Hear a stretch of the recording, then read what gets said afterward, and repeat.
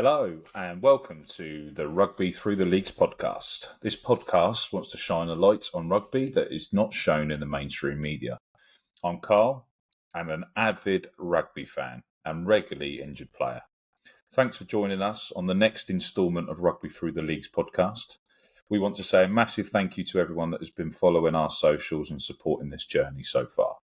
We would love to get more feedback from you on the topics and also guests you would like to see on the pod. And as mentioned in last week's podcast, this week we're going to discuss the current structure of English rugby, especially with most of the leagues now come to an end. It's great to have a look over who's been promoted, relegated, where a lot of clubs are going to be able to travel to next season, and obviously some of the point scores and the gaps created in those leagues, and also somehow some of the leagues have been run really close.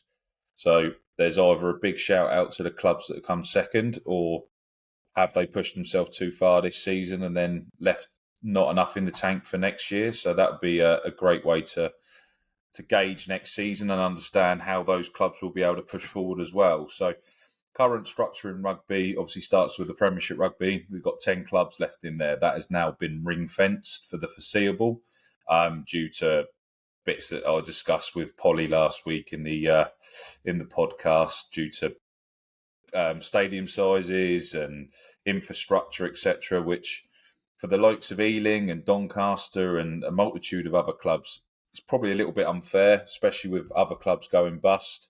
There's got to be a way of making sure that we can protect the greater rugby community, not just the selected 10 by the seams of it. So the RFU Championship is obviously the next one.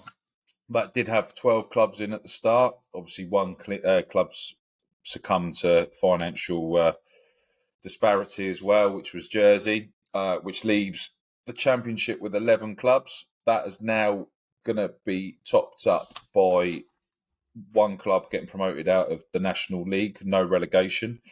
So big shout out to Chinner to get promoted out of National League One.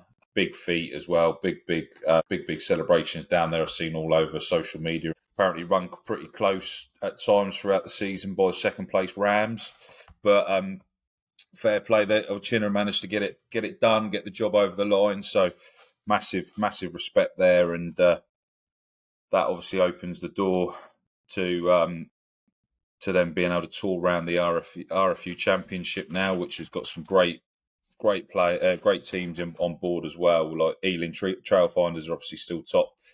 The Championship is still playing as well, but obviously now, because there's no relegation or promotion, it's just kind of who's going to be able to put their stamp on the league. Ealing are obviously at the top.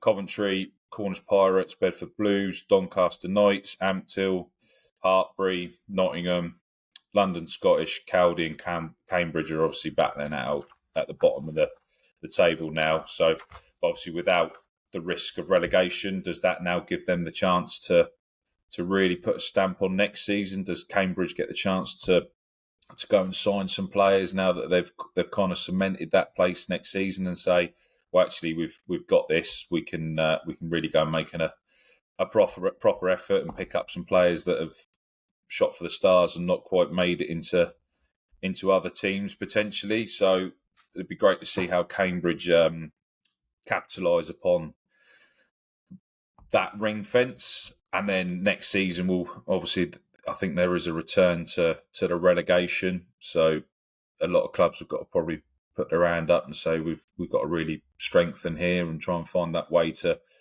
stand out from the rest of the crowd. Obviously, Chinner going up. Are they going to be able to keep the same squad? Obviously, if anyone from Chinner wants to come on and talk about their progression and what their forecast for next season is as well, we'd love to have you on and discuss that and shine the light and show the ambition of the club, and fair play to what you've done in Nat 1 for this season, and hopefully you can go and really push on in the Championship as well. So out of National League 1, there is two to be relegated this season, which were Taunton Titans and Cinderford, which, looking at their current location, means they'll probably fall back into National League 2 West, but not sure how that will quite fit, because that will then overload that division. National League 2 West was won by Dings Crusaders. That is a proper name there. I've got a lot of time for club names like that. And fair play for whoever come up with that, to be brutally honest with you. They're going to be accompanied by Esher out of National League 2 East as well. So Esher, sort of South London, possibly got links to the likes of Harlequins and the surrounding areas as well. Top of the A3. It's a lovely part of the world, but done exceptional job there by the looks of it as well. We now get onto the National League 2 North. Now this is what seems to have been the league that everyone's turned up to. Rotherham Titans finished the league with a win on 123 points, and Leeds Tykes run on close in second with 121 points. Third place, Sheffield on 92. There's some great teams up there by the looks of it, and looks one hell of division to have been battling out of. Rotherham finished with nearly an unbeaten season as well. So 25 wins with only one defeat, whereas Leeds Tykes put 24 wins and two defeats. But Leeds Tykes managed to put 1,101 points on the board. Sorry, 1,111 points on the board, which is an absolutely staggering points to be running on. So that looks like that could have been one hell of a league to been in and around and watching and being sort of taking part as well, because that is some massive numbers being put on the board there by some big teams. We've out of the then relevant National League 2 North teams, they are able to then be replaced at the bottom two, which were Hull Ionians and Huddersfield. So they've both managed to be replaced now by Harrogate and Macclesfield.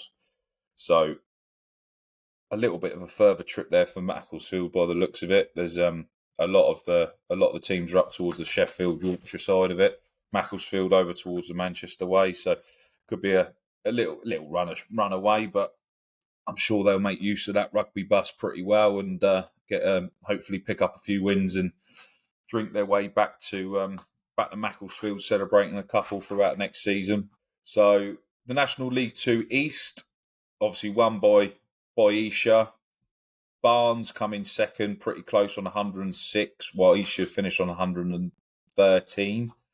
Esher managed to only put up 1,108, so not quite as many as Leeds Tykes points for the season, but still one hell of an attempt.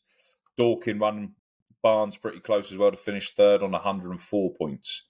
So it's a great league to have been in by the looks of it. Down the bottom two, North Walmsley finished bottom, and then followed with Wimbledon. So they're going to be replaced now by Colchester and Havant. Worthing, another team that hopefully we're going to be discussing a little bit closer in a couple of episodes' time. We've got a potential special guest lined up to discuss his time at Worthing, and also now where he's ploughing his trade. So it would be great to get an insight there and see what his awareness of Worthing was this season and where they plan on pushing on to. So that'd be great, and obviously a nice, fairly local derby for Worthing to Havant, especially in this current regional league. That's probably as close as you're going to get as a derby, Worthing to Havant now. So that could be a good run. They've got Guernsey in there as well, so that's always a good trip away for anyone. If anyone's ever done Jersey or Guernsey, they'll know it's a decent run ashore and a good crack for rugby teams. Probably not the flight companies or any sort of public transport that's there for that weekend that everyone turns up, unfortunately. But such is rugby. To now try and understand the National League 2 West, which obviously Dings Crusaders won on 111 points, so massive congratulations. Again, they only managed to put 1,007 points on, so the top 5-6 teams spread across the top 3 National League 2 leagues have managed to put some points on the board. And Dings Crusaders, to be fair to them, only conceded 382 points as well, so that's one hell of a feat to run that through last season. They've got the likes of Exeter University, Clifton, Red Roof, Loughborough Students in there as well. So they've got a decent league there, and they've done really well to crawl out of that one and hopefully hit the ground running. The two teams that are going to drop out are Newport and Dudley Kings Winford. They are going to be replaced by Devonport Services out of the National Regional 1 Southwest. Obviously, most of that's potentially propped up by available rugby talent as well, which is discussed in the next podcast as well. We've got another special guest that's been in and around the Navy scene as well, and part of the Purple Cobras. So we discuss a few things next week, and obviously the naval scene is quite apparent. And he mentioned about the Devonport Services and Plymouth Albion being able to lean on that resource pool. So that seems to have done Devonport pretty well to manage to get himself up into National League 2 West. And as Polly mentioned last week as well, Oxford Harlequins are going to be sharing that league with them after getting promoted out of Regional 1 out of the Midlands League. So great group of teams there and some potentially great away days. However, the big glaring thing for myself and potentially other fans within rugby, probably not the likes of Cambridge or Caldy, whoever succumbs out of the Championship at the detriment of other teams not being able to get promoted. Does strangling the Championship now with no relegation hamper or improve the league? I think it's a massive opportunity for the likes of Cambridge or Caldy, however the league decides to finish, to hopefully cement their spot and use this season like a lot of clubs did during the Premiership as a development season. Not how it should be seen, because obviously it's a competitive competition. However, there is a lot of teams that should be using those leagues and those opportunities to develop. And I think probably the one standout team from that ring fencing of the Premier League was probably Harlequins. They managed to develop their jouet rugby and managed to win the title as well, which was great to see. However, we can't keep putting that sticky plaster over leagues left, right and centre. There's clearly something fundamentally wrong with the way that rugby is being sold to the masses. Is it because it's not as accessible? You can get all over YouTube and Twitter, and you see a lot of the clubs having to promote themselves, not being promoted from a lot of it. I know that next season TNT are going to put out every Premiership game made available, but is that going to be at the detriment of other games having to played at the same time and focus being turned away from other leagues? Yes, probably. But as we discussed last week with Polly, a lot of clubs were probably going to benefit from people being able to watch them on a Tuesday night, Wednesday night. I prefer to chuck that on than anything on the Champions League and stuff like that. So there is a scope. We do have, as I mentioned earlier, we've got an interview next week with someone from the Purple Cobras, who we actually, funnily enough, it got announced today. It was like they must have been listening into the interview, but we mentioned that is the way rugby needs to push forward. Is somebody like the Saudis or Qatar or something like that got to come in and pump some serious money into it? We joked that they were putting money into snooker and stuff like that, so why won't they do it to rugby? And then today, obviously, it's been announced that that the Qataris are looking at putting some money in and trying to create the Super Bowl of rugby. And I know the purists look at it and laugh and scorn it and say we can't be doing this to our game. But our game's not going to last forever if we keep on ignoring that everything comes down to financial backing of the masses. And sadly, obviously, a lot of it is going to be coming from that region, the Middle East, as I mentioned in the next interview podcast. That's potentially for other people to discuss. I agree that there's many negatives. There's also many positives. We're not a political show. That could turn pretty nasty pretty quickly. So I'm not going to get involved in that. My passion is for the game and for rugby to grow and for everyone to be able to have an opportunity on every platform. Looking through, obviously, the current rugby structure in the UK, we've got 11 tiers of rugby, and there's pretty much one that's ring-fenced. And now the second one is ring-fenced as well. However, how long is that going to be ring-fenced for? Are you going to get the opportunity to play that as a pretty much professional level? Probably not, unless there's some significant money coming in.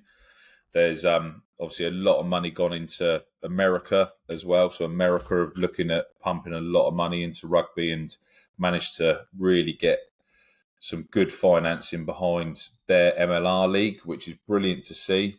But where does that continue within the rest of the rugby community? Is that going to be divvied out, or are people going to have to potentially sell their soul to departments that they may not agree? So there's another stat the other day that the funding that's been allocated over the recent years to rugby. So in 2018, CVC Capital Partners invested 225 million into Premiership Rugby and received a 27% stake. Roughly based off that, they assumed back in 2018 that Premiership Rugby would be valued in the £1 billion mark. Is that the case now that there's only 10 clubs, possibly others to follow with the downside? Are they going to get a return on investment? Is this why they've had to go and sell every game to the likes of TNT to try and resurrect that investment, or is that money going to solely go back into rugby and cascade down through the tiers? The pessimist inside me does not think that will be the case. I know that there'll probably be others that says that that's what's going to happen. CVC have also in 2020 chucked 120 million into the United Rugby Championship, the URC. They received a 28% stake. So that's obviously now gathered additional teams since the inclusion of the South African clubs. Based off that only values the URC at $500 million as an investment vessel. Is that probably right? They might have seen an increase on that, but where does that increase go? Does that any increase in the value go back into the clubs? Does it go back into grassroots rugby? Does it cascade down, or is this just literally we are as a sport being taken over by investment partners that want to see their return but don't have any plans for future progression of the game below? Or are they leaving that down to the RFU, the WRU, the IRF, etc., etc.? CVC also put their hand in their pocket in 2020 for 365 million into Six Nations Rugby. So they received a 14% stake, which, rough maths on that, they will probably value that in the 2.4 billion range, which is exceptional. But if you, as an investor, bought or had to put your hand in your pocket for football across Six Nations, you're probably looking at a £2.4 billion investment for 14%, not that being the whole pot that's available for Six Nations Rugby. It's been brilliant to see that they've really tried to push Six Nations Rugby recently as well. It's available on a lot more platforms. I think their marketing team have done an exceptional job to really push that as well, and also stepping out of the shadows and letting the women's Six Nations get the proper limelight that it deserves, not having to have it tagged on before or after the men's game. So I think that's really probably helped the Six Nations brand push forwards, and the accessibility to both the men and the women's game, because it's not like when you used to go to Twickenham, they said, "Oh, the game's on beforehand or the game's on afterwards." If you bought a ticket for the men's game, you get to watch the women's afterwards, and the shame that you'd see everyone making an exit for the after the game, because that's it. They've seen the men's. There was the diehard and more than willing to stay around and watch the women's game, because there was some times that there was an exceptional standard that's probably even better than the England men's team. But there was, as I mentioned in the first one, the Hooray Henrys that have gone there, they're not interested in the rest of it. So the women's have now got their exact limelight, and I think that has really helped the branding piece as well. So I'm hoping that's part of that CVC investment that's allowed them to push it forward. But why is that not worked on Premiership Rugby? Why is that not worked on the URC as well? I think the URC, you can only now watch it in the UK on Premier Sport or something like that, which a lot of people don't have because they're not interested. It's another subscription on top of another subscription offer. And then there's games that are just really innocuous that don't have decent timings, and they're in competition with other games that, as Polly mentioned, they'd prefer to put on. So the URC doesn't seem to have worked as well in that sense, by the looks of it. I know that they've brought in some really good South African teams, which is brilliant to see. Glasgow are obviously dominating the current league at the minute, at top of the table. So hopefully that's really supported them in their development. But how long before that starts to fall apart, because it's got to be underpinned by further investment and other models. In 2023, Silver Lake invested 200 million New Zealand dollars into New Zealand Rugby to receive 7.5% stake, which is a massive, massive payment for a 7.5% stake. That basically roughly values New Zealand Rugby just over £2 billion, which is phenomenal, to be honest, because when you look at it on the All Blacks and obviously Super Rugby, would you value it at 2 billion? Probably the brand, yeah. But does that warrant that sort of valuation potentially? As like if it supports the leagues below as well, and you obviously mentioned it in the next podcast that the NPC contracts allows people to be able to develop in their own time in New Zealand, which is great to see. Just because you've hit a certain age doesn't mean that you're written off in New Zealand. You could still get an NPC contract when you're 29, 30.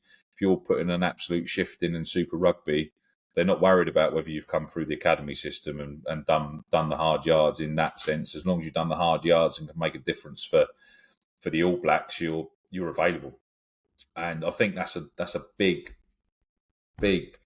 deficit for a lot of other countries as well. I was speaking to somebody else the other day about the Irish setup as well. So you obviously got the 4 provinces, and there's the All Ireland League below. So there's a lot of lads that have come out of the likes of the Leinster or the Ulster system for one way or the other, whether they've not had the day that they thought, or they've made a mistake on their way through, opted that they haven't made it. But still, probably some of the best players you'll come across in their position in their time. However, they didn't quite make the level to make the province teams. However, they're now playing their trade in the All Ireland League, getting paid a half decent packet, but they could still probably do a job in an international shirt or stuff like that. It's the same in football. It doesn't seem to be, especially in England, there's players that have dropped out of the Premier League, stay with their clubs, gone to the Championship. Not many that still get a look in, whereas you go across to other parts of the world and they have to look up and down the divisions as well, which I don't think we seem to do in rugby. There's probably players out there. I know there's the old saying of international rugby is completely different to club rugby, and I do agree. But obviously, if you're not inviting players in or around the training squad or giving people opportunities with an England day, etc., how do you know that they're not to that standard? There's usually a reason that we've got development squads, and surely that's the opportunity to look at players that are ready for development or have the opportunity for development, not just going through the same players that we know pretty much what they can do, but are still some that are just not quite good enough, even though they've pretty much cemented a shirt for some reason or the other. More recently, Ackley Sports Group in 2024 invested a further 75 million US dollars into South African Rugby Union to receive a 20% stake. So that is basically only a 400 million US dollar valuation for South African rugby, which for a lot of countries, they seem to lean on the South African development teams to underpin their development squads as well. So obviously Scotland have got their own contingent of the South African brigade. There's others that have come through. Obviously Spain have had to use a few players that have come across, and it helps a lot of countries. But does that also stifle the development of the players below? There's obviously in football you've now got the homegrown talent rule, but that's so weak. For a lot of clubs, they have to have a certain amount of players, but I think it's maybe 5, so it's nowhere near what it used to be. But obviously in New Zealand, if you want to play for New Zealand, you have to play in New Zealand. Same as England, but it hasn't worked out because the Premiership hasn't got the facilities or the funding now to survive or offset players going over to France and earning their big payday. Unless we're going to keep churning over squads every 4 years once they've got to a certain age in England and then they disappear off to France, or a rule cap's changed, or however that development piece has got to happen, there's got to be some big changes within the system itself, and we've got to shine that light and underpin the rest of English rugby and not have to keep leaning on the RFU and the Premiership to potentially support the rest of the leagues. Whereas obviously in football as well, you've got the same issue with the Premiership says they have to support the Football League. If rugby and that was able to sort of step out of the shadows and we found a way of the Championship funded themselves, there was a way to fund that and cascade it down. We wouldn't have to keep having this handout system, which only funnels and reduces money coming in of one part, and it's got to come out of one pot of funding to go into another pot of funding, which is going to stop either a development system or it's going to stop one part of rugby being able to progress because it's had to be taken out of another pot of funding. Media, TV rights is where the big money comes in. That's what gives exposure. We also don't really have any big names in rugby. We've got the ones that have come to the end of their career and obviously realise they've got to go and create their own industry afterwards. The likes of obviously Joe Marler and James Haskell, they've all managed to create their brands towards the end of rugby. They had their identities throughout, and they were probably the only ones that sort of had a level of character. But the rest of them all seem to toe the line and sort of keep himself to himself. And unfortunately, as a professional sport, sometimes you need a maverick that can bring attention. And obviously the amount of attention for the likes of, say, Maradona or Eric Cantona, they obviously weren't the best behaved, but they also had something to bring the media to the sport, as well as everyone else being addicted to the rest of the game. So rugby doesn't seem to have that, and it doesn't seem to have the same impact on the media as football does. But I think that's because it doesn't have the same exposure as football either. So we need to find a way of allowing players to express themselves, but also still protect the core value of the game. And that's a hard balance for them.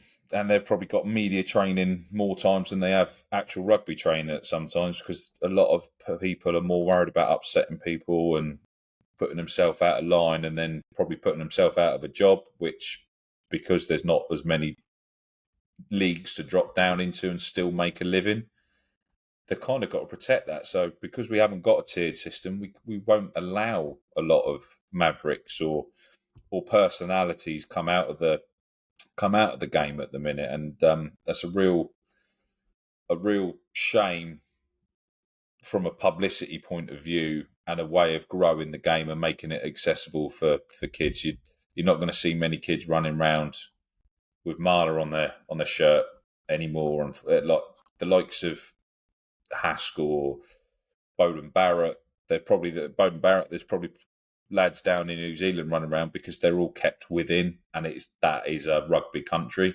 Whereas we're also battling against 3, 4, 5 other different sports in the likes of England and Spain. And you've got to find somebody that's got to help drag that superstar icon out of players to be able to push the game, as well as the funding comes to follow.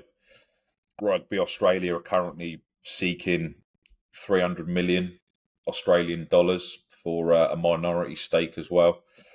So a lot of countries are realising they need funding, but is this just the initial funding is a sticky plaster, or is this being used with an ambition to find a long-term goal for the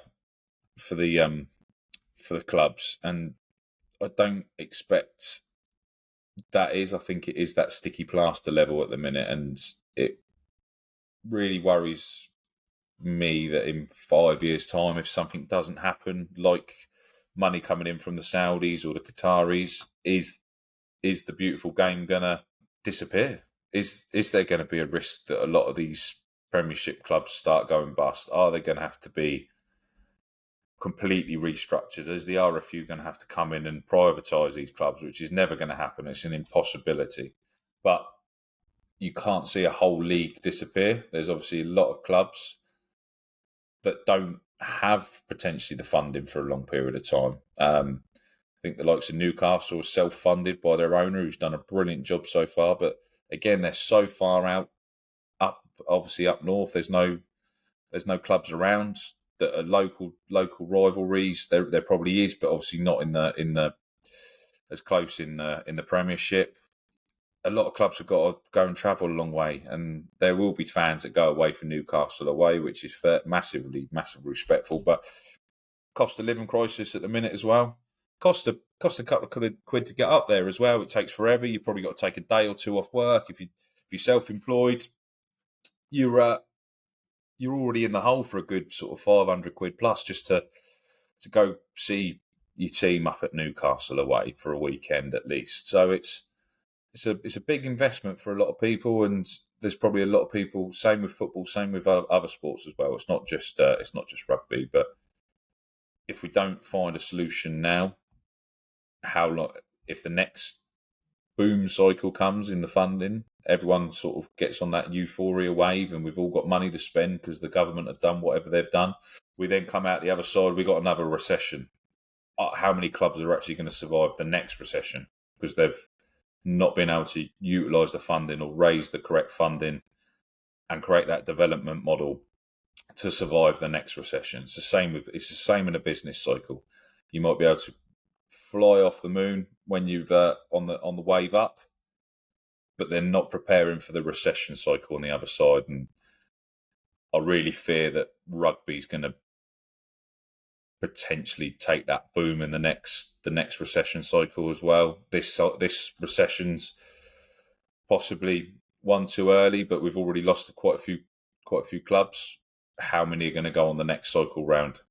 And it's terrifying to think that 10 clubs in the Premiership could be 4 clubs, could be 6 clubs, could be no clubs in 5-6 years' time if they're not funded or prepared in the next few years. So it's definitely a cycle we need to keep abreast of on the podcast and see how the funding's coming in and out of rugby and how that's cascaded down through the leagues as well to allow a lot of other clubs to develop.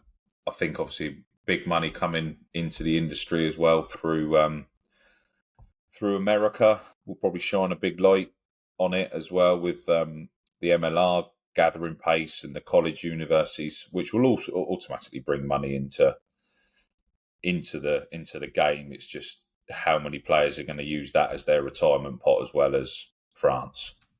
Are we going to lose a lot of players to America because they're going to pay them bigger money because they've got the audiences? They've found a way of marketing that appeals to the masses as well over there. Is there a lot of things that we could look at doing that they do? American sport seems to have a way of creating a hype and euphoria around what they do and what they brand. I don't think we do that in Europe as well, anywhere near as well. To be honest, we're very basic with our marketing pieces and how the players are pushed to stand out. So the current model for English rugby, in my opinion, is a big sticky plaster to protect the top tiers. I know that's a big statement and probably not agreed by a lot. However, there is a lot of protection being put in place for these 10 clubs that doesn't allow opportunities for other clubs to grow. And the likes of Ealing Trailfinders are probably the worst affected. They've literally single-handedly pushed that championship every season with a team coming down, coming up, etc. Run other clubs really close, but once they finally got their opportunity, the door was closed on them, and I don't think that's fair. There's clearly a protection bubble around the Premiership for the brand, and unless that is sort of broken or a way of the brand supporting the tiers below, it could potentially be the death of English rugby, in my opinion. So, on top of that bombshell, next week I also discussed with our guest, is Welsh rugby dead or on its way to being dead because of the same system being set up by the WRU that does not want to listen to anything that anyone wants to say. They're doing their own thing, setting up their own model, and have forced it out into the regions and below. So that'll obviously be discussed next week. A lot of bombshells being dropped here already. So hopefully we get a few conversations going in the comments and opinions coming back, because everyone's got an opinion, and a lot of people probably see a lot more than I do or others do as well. So it'd be great to hear everyone else's opinion and sort of potentially gather that together and review some of those statements that I've made based on further information. So leading on to another progressive part within Rugby Europe as well. So I mentioned on the first podcast that the Rugby Championship had recently finished. Obviously, got the team of the season. There's a current model that allows promotion and relegation between the Rugby Championship, the Rugby Trophy, the Rugby Conference, and then down into the development. So we've recently had the Rugby Championship finished. That works in a 2-year cycle, which allows 8 teams to start with, which were started off with 2 individual group systems. So we've got Pool A, Pool B. We've got Georgia in Pool A, Spain, Netherlands, and Germany. Pool B was Portugal, Romania, Belgium, and Poland. So Georgia obviously won Pool A with 14 points. Spain finished second on 9 points. Netherlands on third on 6. Germany finished bottom with Pool A with 0 points. Portugal won Group B with 11 points. Romania come second on 9 points. Belgium got 9 points in third. Poland finished rock bottom. So, something to then throw into the mix. The pools are then mixed together to create a ranking semi-final. So the top four, so the top two teams out of each pool are taken out of the pot.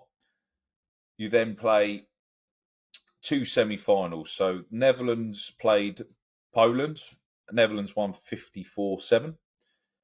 Belgium played Germany, and Germany won 21-11. So Germany finished bottom of their pool, but have managed to beat Belgium, who won two of their games and finished third in their pool, which then allowed Netherlands to play Germany in the fifth and sixth playoff final, which Netherlands won 45-0. Seventh and eighth playoff was between Poland and Belgium. Belgium won 3 against Poland, which meant Poland have now been relegated from the Rugby Europe Championship into the Rugby Europe Trophy. The tournament was obviously won by Georgia, as we discussed in the first one. The final was between Georgia and Portugal. Georgia beat Romania 43-5 on the way through to that. Portugal and Spain put up one hell of a shift against each other as well, and Portugal come out 33-30 winners.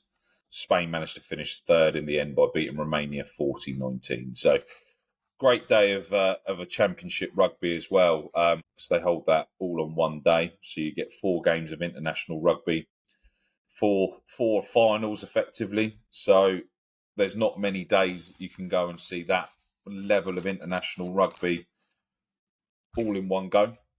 So that was held in March. So when that next comes around, we'll be popping along there, hopefully trying to get some interviews and get some footage for everyone to see the spectacle that is the Rugby Europe Championship finals. So it's an exceptional day out by the looks of it. Cheap as chips as well in comparison to a lot of stuff. So it'd be great to see. So in the next instalment of the Rugby Championships, though, that will be joined by Switzerland. So Switzerland managed to win the men's trophy. So massive shout out to Switzerland. They finished the league top of the league with 22 points. Sweden come in second on 18 points. Czechia come in third on 14. Croatia fourth on 11 points.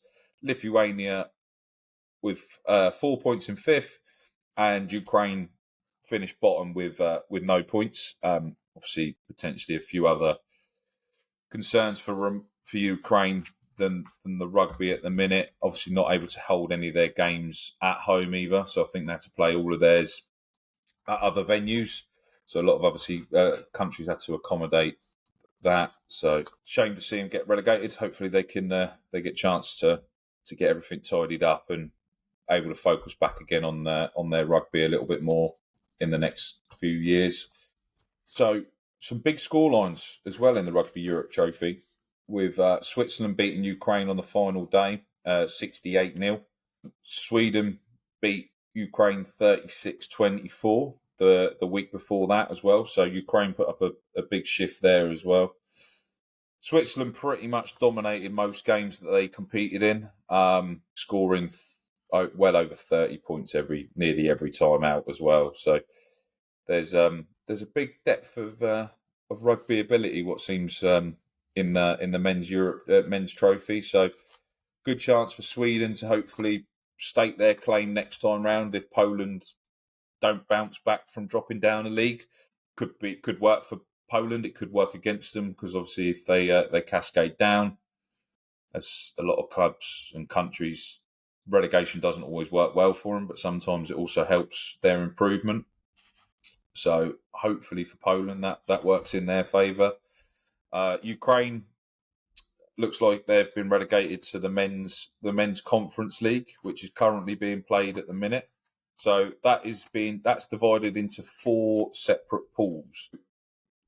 There is a pot here, actually, to be fair. So we've got Latvia in Pool A with Denmark, Finland, Andorra, and Norway. Latvia are leading the charge at the minute with 15 points. Denmark in second on 12. Finland third on 9. Andorra fourth with 5 points. And Norway propping up the table with no points scored currently. Pool B, is Luxembourg, Hungary, Austria, Slovenia, and Bosnia-Herzegovina. Luxembourg, 19 points, top of their league, 4 wins, 188 points scored so far. So they seem to be putting some serious points on the board as well. When I look at the fixtures and the results again in a minute, they've done very well so far. Luxembourg. Pool C is Moldova, Bulgaria, Turkey, and Serbia. Moldova are top alongside Bulgaria, both on 9 points. Moldova on top on points difference by the looks of it currently. Turkey third on 4 points, and Serbia propping up the table with no points picked up so far. Pool D is Malta, Cyprus, and Israel. Only one game's been played there so far, and Malta beat Cyprus 22-17. So Israel, obviously, with the current situation on there, potentially won't have many games, or will have to play their games in other areas of Europe to allow their attempt on the men's conference pool. Recent results, standout results here. So got one here. Luxembourg beat Slovenia 84-7. I think I saw the highlights the other day. They've got a rather large 8. I can't remember his name now, and I'm not going to attempt to try and say that. Not after the first podcast attempt of names. I don't need to put that upon anyone again. Managed to break out of the scrum, and literally just nobody was stopping him. He was absolute monster, destroying players.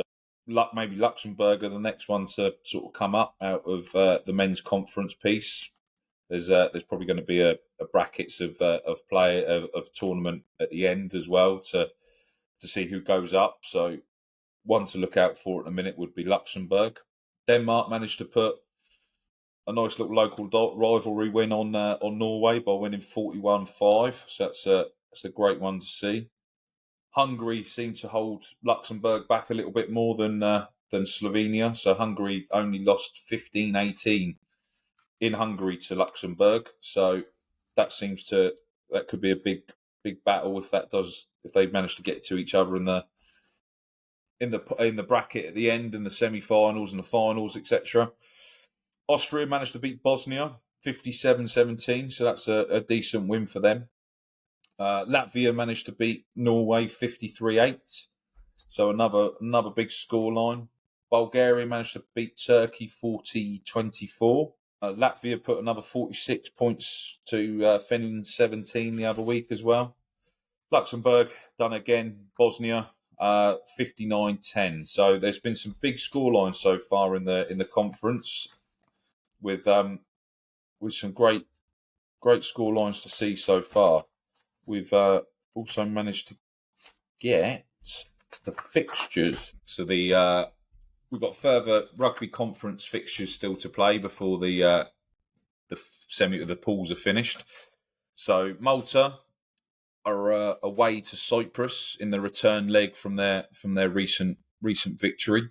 So Cyprus will potentially be looking for some points to take that gap away. Norway go to Andorra, so maybe Norway get their opportunity to get some first points on the board. This is all on the 4th or the 5th, so that's this weekend coming up. So if you're looking for games to watch, if you get onto rugbyeurope.tv, you get to watch the games on there for free. Great quality, able to watch it with whatever language commentary you want as well, I believe. So free subscription, sign up, get it on your telly, get it on your laptop, let your kids watch whatever they're watching on the telly, and put this on your laptop and watch some other games. Cyprus against Malta. It's not many people to be expecting to put that on a Saturday, but who's to say we can't spread the word and spread the love around the game? It'd be great to see. Norway Andorra, I reckon, probably could be a big game there. Norway have got to really turn it round by the looks of it, so that could be that'd be a good game to watch. They've then on the 11th they go to Finland. They've got a home game against Finland as well, so that could be a big game. as I said, to be confirmed, we've got the Cyprus-Israel game, Israel-Malta, Israel-Cyprus, and Malta-Israel. So there's still games to confirm, which I believe is going to probably withhold the semi-final setup back a little bit potentially, because it will depend on how the format will allow people to play. We then also got the development division, which is great to see, which gives a clear path for how clubs are able to get into the Rugby Europe Championships, etc. Currently only 2 teams, Montenegro and Kosovo. They've played each other twice now, once at home, once away. And currently Montenegro are top of the league because they won the return leg 2 weeks ago now. They won 35-12, whereas Kosovo managed to win 27-0 against Montenegro in the first leg. So they are literally divided by a bonus point. So Montenegro on 5 points, Kosovo on 4. I believe that will, whatever team gets relegated out of the conference will be supplemented by one of the teams out of the development. Hopefully after a few more than just 2 games. I need to clarify how that model works and how they slide in and out of the development, and if there's other teams coming through as well. Spain recently won the Rugby Europe Championship women's, destroying everyone because Spain's great. We obviously managed to win all three games against Netherlands, Portugal, and Sweden. So Spain won all 3 games, ended up on 14 points. Netherlands managed to win 2, draw 1 to finish on 10. Portugal come third, 1-1, lost 2, finished on 5. Sweden lost all 3 games. I am not sure how the Netherlands drew a game on here, though. I believe that should be classed as a loss because nobody else drew. So unless there's a team in there that nobody's aware of, drop that in the comments as well if you want. Pretty sure that's a typo on the Rugby Europe website. So as we said, we've gone through the current structure of rugby in England. We've got the current structure of the Rugby Europe Championships. Looking at trying to delve further into these in between upcoming interviews. We have got an interview sorted for the next podcast with Cy Pickett from the Purple Cobras, who was mentioned in the first interview with Polly. We've got him on board to discuss the Sevens scene, where he started, how he started, where his rugby journey's taken him, the Navy scene as well, the development which has managed to support the likes of Devonport Services and Plymouth Albion and the other sort of local southwest teams or other clubs that are near a naval base that are able to get their hands on players that are out of the under 23s or the under 20 system, etc. in the Navy, which has now put a serious competition together for Army Navy. Another big shout out, Army Navy is again this weekend, so there'll be plenty of coaches descending upon Twickenham, plenty of fancy dress, plenty of questionable activities. However, it is a great day out for rugby fraternity.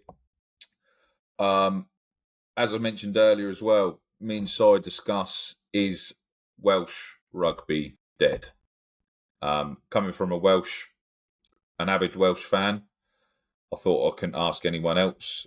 Obviously, being English, a lot of people class it as bias, so I thought I'd ask it from an avid Welsh fan. So we find that bombshell out next week, and it's quite an interesting listen to how Welsh rugby has developed itself, and whether it's in the same situation as English rugby currently, with the RFU and the WRU deciding how to protect certain assets rather than the actual continuity of rugby throughout the community. So plenty more to go through. Obviously, in coming podcasts, got another big guest lined up after Si. Still working on that, trying to add more guests. Hopefully, off the back of this or off the back of future interviews, we can get a few more in. Try and minimise the amount of times that I've got to sit here and rabble on at you guys about rugby and many divisions. I do want to cap this section off with a big shout out to the S16s at Aguiles Rugby. We went up to Valencia at the weekend after the Valencian team UCV didn't respond to us all week. We finally got a confirmation we had the game sorted for a 2:45 kickoff with an hour and a bit bus journey up on being notified the day before. Managed to turn up. A few players dropping out because of a bit of a sickness bug and some injuries rolling around. We went up to UCV on their home turf, and they were unbeaten and top of the league, and we managed to beat them 40-27. So massive shout out to Aguiles Rugby. Big plans for what we plan on doing next season. Great development piece on how we're trying to open that up to the rest of the community and allow as much rugby passion be involved within Spain and the Spanish communities. A lot of work to do over the summer with the players and obviously with the community. But big shout out to the S16s and the other clubs, the Escuela that are also playing this weekend up in Valencia. So big shout out to Aguiles Rugby. So more to go, but hopefully we can try and avoid me rambling on at you guys a little bit too much with getting some more guests on. What do you reckon? Well, that brings this pod to an end. If you've made it this far, I just want to take a moment to thank you for listening right through and to express my gratitude for following yet another episode of Rugby Through the Leagues. So, in today's episode, we discussed the current club structure, rugby structure in England and its potential downfall for the beautiful game. We also looked into the movers and shakers in funding in rugby across the globe and their impact. We finished with the Rugby Europe Championship model and the clubs affected by promotion and relegation. In the next episode, we have another great guest on, Si Pickett from the Purple Cobras, who founded the Seven Social team with the ambition to spread the word around epilepsy after his daughter's diagnosis. We also discuss his rugby journey and the big question, is Welsh rugby dead? A big shout out to the teams mentioned today for their promotions into their respective new leagues and commiserations to the teams that were relegated. And a huge thank you to all of you for tuning in. Thank you and goodbye.